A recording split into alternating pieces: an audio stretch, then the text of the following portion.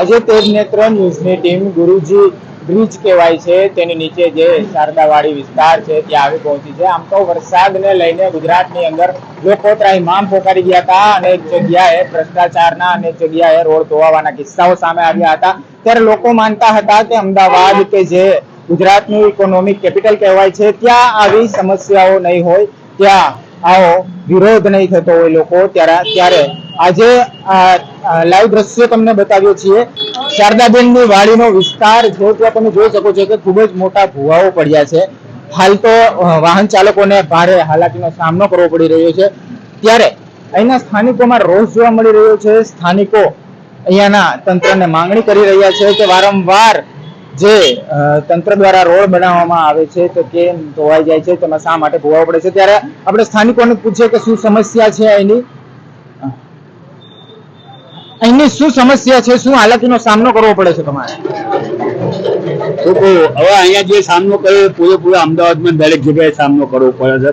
કારણ કે આ તંત્ર જે રહ્યું, તંત્ર શું કરે છે મને ખબર પડતી નહીં. કારણ કે 12 મહિનામાં 8 મહિના તો 4 મહિના ચોમાસાના હોય, બાકી 8 મહિના બીજા હોય છે. 8 મહિના સુધી આ લોકોને ખબર નહીં પડતું. મને તો એ નવાઈ લાગે છે કે આ ભૂવા પડે છે ને. કારણ કે કોન્ટ્રાક્ટરો અધિકારીઓ કોન્ટ્રાક્ટરને હાથમાં આ સાબિત જ થાય છે. કારણ કે ભૂવા આની પહેલા બી સરકાર હતી, આટલી બધી પ્રજાને હાલાકી નથી ભોગવવી પડતી. પ્રજાને પહેલી સરકાર કરતા આ સરકારમાં પ્રજાને ટેક્સ બી એટલા બધા આપવા પડે છે અને હાલાકી બી એટલી બધી ભોગવવી પડે છે.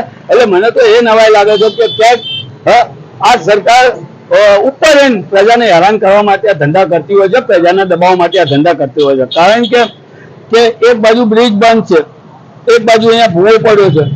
અહીંયા આવવા જવામાં એટલી તકલીફ પડે છે, અવારનવાર સામસામે બોલા ચાલી બી થાય છે. એટલી બધી તકલીફ પડે જેની કોઈ હદ નથી. અહીંયા તો મને તો એમ લાગે છે કમિશનરના, ડેપ્યુટી કમિશનરના અને આ બધાને ગાડી લઈને અહીંથી જ નીકળવા જોઈએ. બીજા બધા રસ્તા બંધ કરી દેજો જેથી અમને ખબર પડે કે ટ્રાફિક સમસ્યાનો સામનો કઈ રીતે થાય છે. કારણ કે એમને એસીમાં બેવું તો એસીમાંથી બહાર આવવું નથી.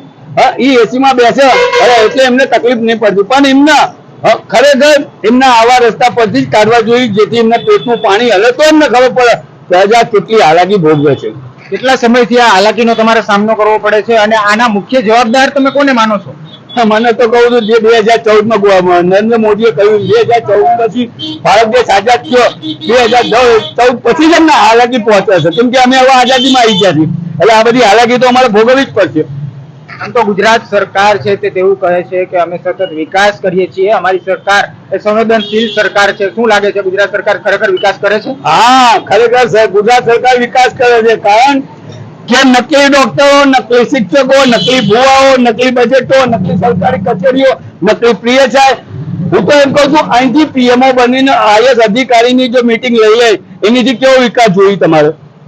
આવો અમને વિકાસ છે. વિકાસ માત્ર એમના કાગળિયા પર. અને વિકાસ હું કહું છું એ જેટલા મંત્રીમંડળમાં છે, જેટલા અધિકારીઓ છે એમને માત્ર તમે બેંક બેલેન્સ જોશો, એમની પ્રોપર્ટી જોશો, એમની મિલકત જોશો, ઓટોમેટિક તમને ખબર પડી જાય છે વિકાસ કોનો થાય છે કોનો નથી થતો. એમસી દ્વારા અવારનવાર તેવા સૂત્રોનો ઉપયોગ કરવામાં આવતો હોય છે કે મારું શહેર સ્વચ્છ શહેર. અહીંયા આપણે જોઈ શકીએ છીએ કે ધૂળની ડમરીઓ ઉડે છે. શું કહેવા માંગશો એમસી ને? એક અડધો કિલોમીટર જે એમ કહે છે મારું શહેર ને સ્વચ્છ શહેર, હું એમને કહું છું મારી સાથે આવો. અડધો કિલોમીટર કે કિલોમીટર જો તમને સ્વચ્છતા દેખાતી હોય કે કોઈ પ્રાથમિક સુવિધા દેખાતી હોય તો આપણે તમારા ગુલામ બનવા તૈયાર છીએ. નહીં તો તમારે અમારા ગુલામ બનવાનું. ખાલી ડંફાજુ ફેક્ટરી બંધ કરો, ડંફાજુ ફેક્ટરી બંધ કરો અને પ્રજાને જે ખરેખર જે જરૂર છે પ્રાથમિક સુવિધા, આજે 80 હોવા છતાં અમે લોકો પ્રાથમિક સુરક્ષાથી વંચિત છીએ.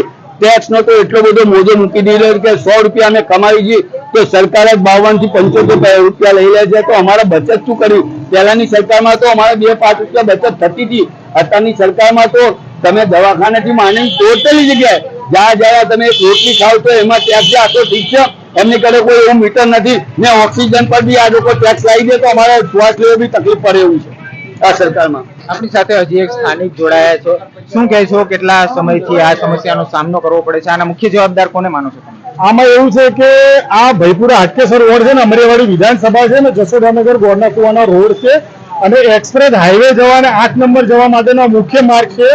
અહીં અમારે ભયપુરા વોર્ડમાં અમરેવાડી વિધાનસભામાં ભૂવા પડવા કે ખાડા પડવા એ કોઈ નવી બાબત નથી. અહીં તો પડે છે, આખા અમદાવાદમાં પડે છે.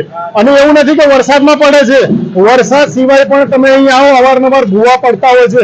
એનું મુખ્ય કારણ એ છે કે જે તે કોન્ટ્રાક્ટરને રોડનો કોન્ટ્રાક્ટ પાસ થાય છે એ સમય જે લો બજેટમાં ટેન્ડર ભરે છે એ પછી કોર્પોરેશનના અધિકારીઓ, એન્જિનિયર, ઇન્સ્પેક્શન અધિકારીઓ, ધારાસભ્યો, સંસદ સભ્યો બધાને કટકી કરીને પૈસા આપીને એની પાસે કઈ પૈસા બચતા નથી.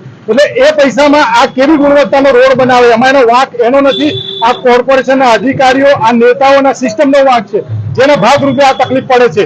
અને અત્યારે ઉપર આ અમારે ગુરુજી બ્રિજ છે નજીકમાં, જે ગુરુજી બ્રિજ હાલ અઠવાડિયાથી બંધ છે.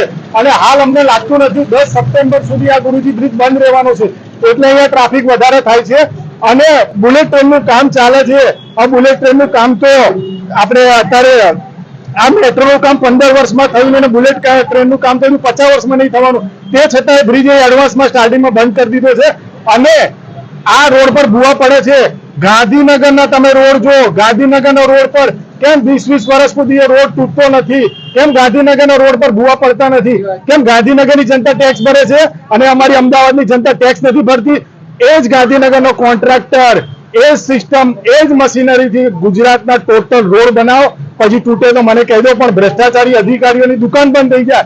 કારણ કે એકવાર રોડ બને એટલે કોન્ટ્રાક્ટરને કહી દે છે કે આવતા ચોમાસા સુધી આ રોડ તૂટવો જોઈએ, તો જ અમારી બધી દુકાન ચાલશે અને અમારા પ્રજાના પૈસાના, ટેક્સના પૈસાનો ધુમાડો થઈ જાય છે.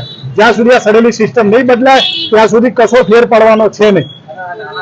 તો આ અહીંના સ્થાનિકો હતા જેના દ્વારા સરકાર સામે ભારે રોષે કહેવામાં આવ્યું છે કે આ સરકાર દ્વારા ભ્રષ્ટાચાર કરવામાં આવે છે અને જનતાના જે ટેક્સના પૈસા છે તેને બચાવી પાડવામાં આવે છે. અમરાઈવાડીથી bureau report, cameraman Girish Rathod સાથે ડોક્ટર ચાવડા, પંચાયત ટીવી, અમદાવાદ.